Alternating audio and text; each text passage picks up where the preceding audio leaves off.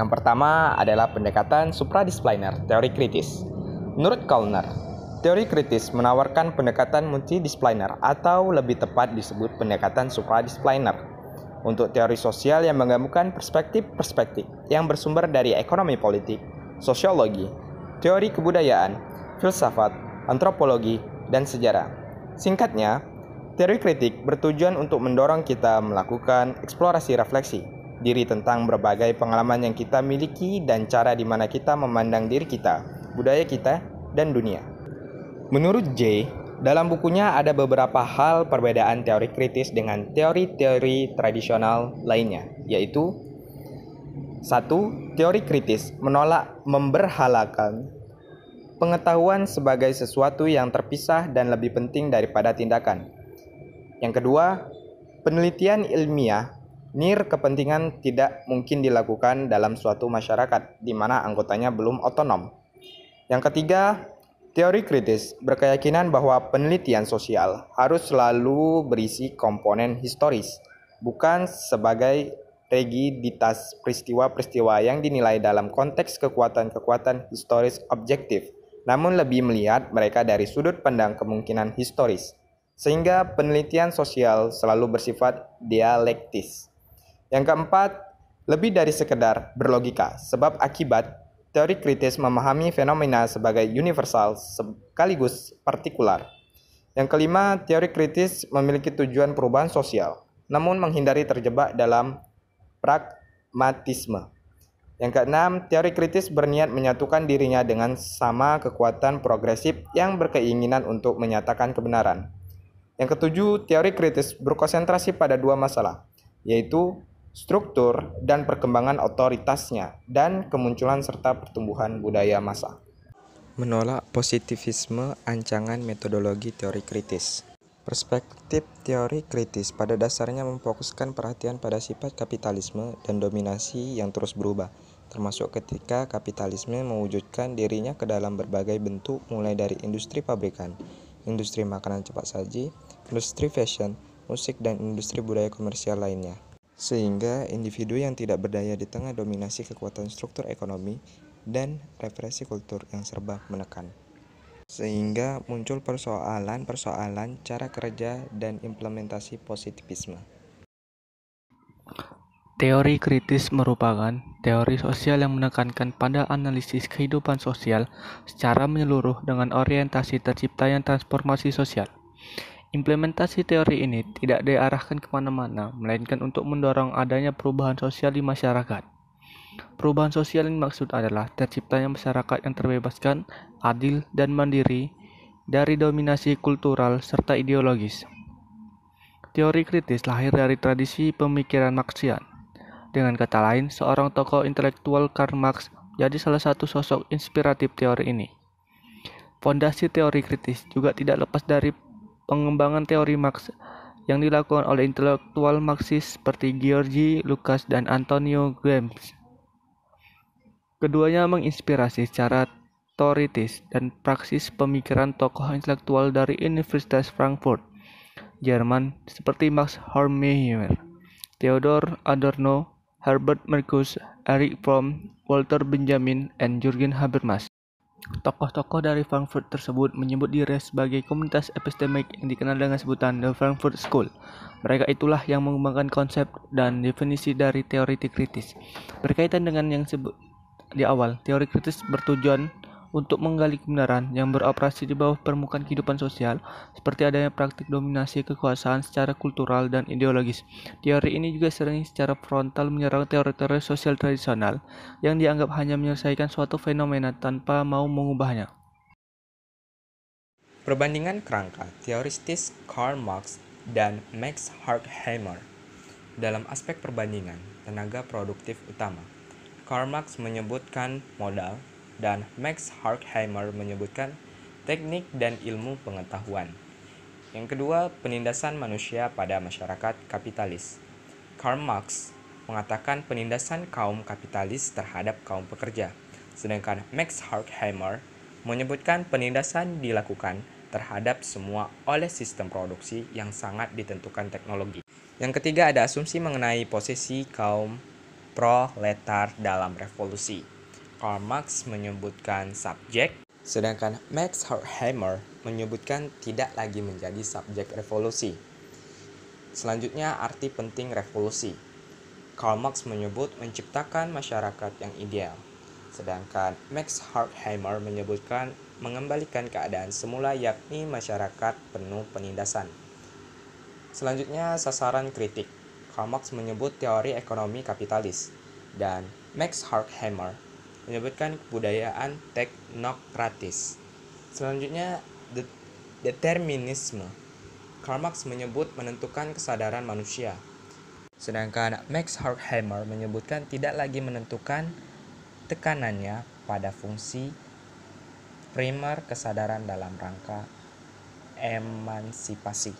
Dan yang terakhir itu ada visi teori. Karl Marx menyebut masyarakat yang tidak ada lagi kelas, sedangkan Max Horkheimer menyebutkan masyarakat emansipatoris. Lingkaran luar Frankfurt School. Menurut Franz Neumann dan Otto Kurzheimer, kata kunci teori ialah ekonomi monopolistis, totalitarian, kompromi. Fokus kajiannya ialah fokus pada kajian teori hukum dan negara, khususnya integrasi politis masyarakat kapitalis maju dan perubahan konstitusional resmi yang mengiringi perubahan struktur ekonomi kapitalis. Penjelasan teoritis yang dihasilkan ialah yang pertama, fasisme tidak pernah menghilangkan hukum fungsional pasar kapitalis. Yang kedua, tatanan konstitusional masyarakat hukum selalu menjadi pengekspresian kompromi umum atau konsensus bersama di antara kekuatan politik yang ada. Yang kedua, menurut Walter Benjamin, teorinya ialah teknikalisasi imajinasi piktorial, imajinasi kolektif. Fokus kajiannya pada fokus efek baru budaya masa modern pada isu teori sastra dan budaya. Yang menghasilkan penjelasan teori yang pertama ialah berbeda dengan Adorno yang menyatakan teknikalisasi menyebabkan pendeestetisan seni. Benjamin menyatakan seni yang mengalami teknikalisasi malah sebagai peluang tersebar bagi bentuk-bentuk baru perspektif kolektif. Yang kedua ialah pengalaman masyarakat, bukan hanya representasian imperatif fungsional masyarakat saja, melainkan juga berisi ekspresi independen bagi pengembangan imajinasi kolektif. Yang terakhir menurut Erich Fromm, teorinya ialah insting sosial kepatuhan dinamis. Fokus kajiannya fokus pada kepribadian kaum borjuasi. Yang menghasilkan penjelasan teori ini yang pertama, proses sosialisasi senantiasa dirembesi impuls-impuls instingtual dan insting sosial untuk kebutuhan pemeliharaan diri.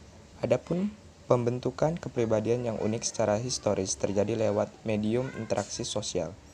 Yang kedua, perkembangan ego muncul dari penyatuan antara individualisasi yang meningkat dan sosialisasi yang mengembang. Ciri dan sumbangan teori kritis. Menurut Agger 2003-7-10, ada beberapa kesamaan dan ciri umum yang menjadi karakteristik dan kekhasan teori kritis, yaitu pertama, teori sosial kritis umumnya berlawanan dengan positivisme. Teori sosial kritis beranggapan bahwa pengetahuan bukan semata-mata refleksi atas dunia statis di luar sana, tetapi konstruksi aktif oleh ilmuwan dan teori yang berasumsi sehingga tidak sepenuhnya bebas nilai. Yang kedua, teori sosial kritis membedakan masa lalu dan masa kini yang secara umum ditandai dominasi, eksploitasi, dan penindasan. Yang ketiga, teori sosial kritis berpandangan bahwa dominasi bersifat struktural. Kehidupan masyarakat sehari-hari dipengaruhi oleh institusi sosial yang lebih besar seperti politik, ekonomi, budaya, wacana-wacana, gender, dan ras. Teori sosial kritis mengungkapkan struktur itu untuk membantu masyarakat dalam memahami akar global dan rasional penindasan yang dialami. Yang keempat, teori sosial kritis berkeyakinan bahwa struktur dominasi direproduksi melalui kesadaran palsu manusia, dilanggengkan oleh ideologi Marx, reifikasi atau Lukas, hegemoni Gramsci, pemikiran satu dimensi, Marcuse, dan metafisika keberadaan Derrida. Yang kelima, teori sosial kritis berkeyakinan bahwa perubahan sosial dimulai dari rumah pada kehidupan sehari-hari manusia, misalkan seksualitas, peran keluarga, dan tempat kerja. Yang keenam, mengikuti pemikiran Marx, teori sosial kritis menggambarkan hubungan antara struktur dan manusia secara dialektis. Meskipun struktur mengkondisikan pengalaman sehari-hari, pengetahuan tentang struktur dapat membantu masyarakat mengubah kondisi sosialnya. Dan yang terakhir, dengan mengaitkan kehidupan sehari-hari masyarakat dengan struktural sosial skala besar, teori sosial kritis berlawanan dengan pernyataan bahwa kemajuan akhir terletak pada ujung jalan panjang yang hanya dapat dilewati dengan mengorbankan kebebasan dan kehidupan manusia.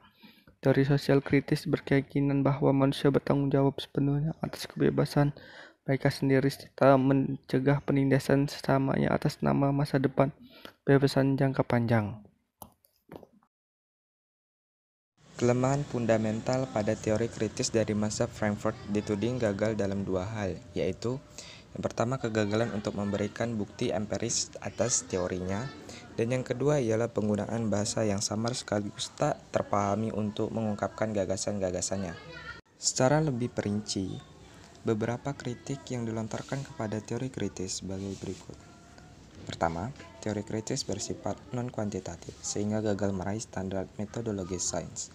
Kedua, teori kritis dinyatakan bersifat politis, menolak adopsi standar bebas nilai positif. Ini adalah sosiologi kursi malas. Ketiga, teori kritis tidak memiliki data, mempertahankan spekulasi murni. Keempat, teori sosial positivistik tidak akan menoleransi penteorian teoritisi kritis yang dipolitisasi. Dan yang kelima ialah teori kritis dipandang oleh teori sosial positivistik berada di luar batas, tidak relevan subjektif, dan bahkan dinilai bukan merupakan sosiologi sejati. Perkembangan teori kritis saat ini. Ben Agar, 2003, 339-384. Misalnya saat ini telah mengidentifikasi paling tidak terdapat 11 tempat di mana teori kritis telah dapat diterapkan pada berbagai penelitian empiris yang berkaitan dengan tema-tema. Pertama, negara dan kebijakan sosial. Kedua, kontrol sosial. Tiga, budaya, pop, analisis wacana dan media massa. Keempat, kajian gender. Kelima, psikologi sosial. Keenam, sosiologi pendidikan. Ketujuh, gerakan sosial. 8, metode penelitian. 9, ras dan etnisitas. 10, politik dan politik makro. Serta yang 11, pendidikan dan politik kurikulum.